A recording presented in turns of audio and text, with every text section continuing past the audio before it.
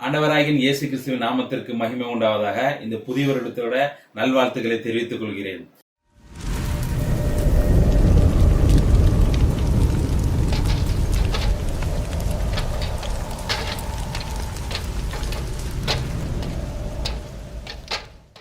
வேதத்திலிருந்து ஒரு வசனத்தை காண்பித்துக் கொடுக்கிறேன். அது மத்தேயு 27வது அதிகாரம் 4வது வசனம். குற்றமில்லாத இரத்தத்தை நான் காட்டிக் கொடுத்ததினால் பாவம் செய்தேன் என்றான். அதற்கு அவர்கள், எங்களுக்கு என்ன, அது உன்பாடு என்றார்கள்.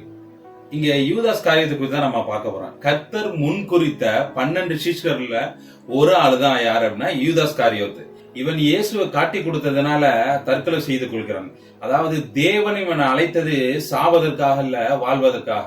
அதாவது என்ன சொல்றதுன்னா, தேவனுடைய சித்தத்தை செய்வதற்காக இவன் அழைத்தார்.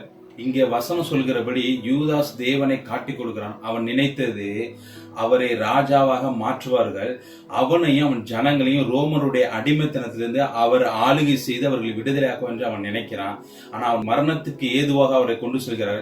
எது அவனால தாங்க முடியல. உடனே அவர்களை குற்றம் சாட்டி என்ன பண்றானா, தன்னை உயிரை மாய்த்துக் கொள்கிறான், அதாவது தற்கொலை செய்து கொள்கிறான். இங்கே யூதாஸ் தான் நல்லதுதானே செய்தான், ஆனால் அது தவறா முடிந்தது என்று அவன் மனம் திரும்பல.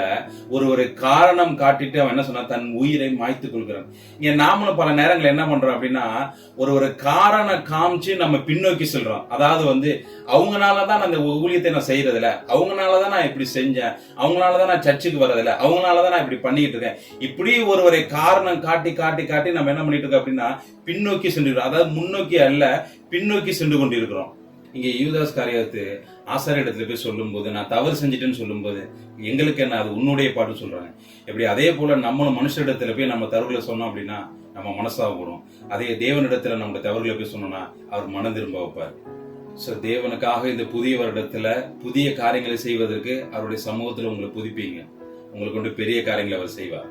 இந்த வார்த்தையை கேட்டதுக்காக நான் நன்றி செலுத்துறேன். இந்த வார்த்தை உங்களோட பேசியிருக்கு அப்படின்னா இதை அநேகருக்கு ஷேர் பண்ணுங்க. நீங்க ஷேர் பண்றது மூலியமா அநேகர் இயேசு மூலியமாய் பிரயாணம் பண்ணட்டும்.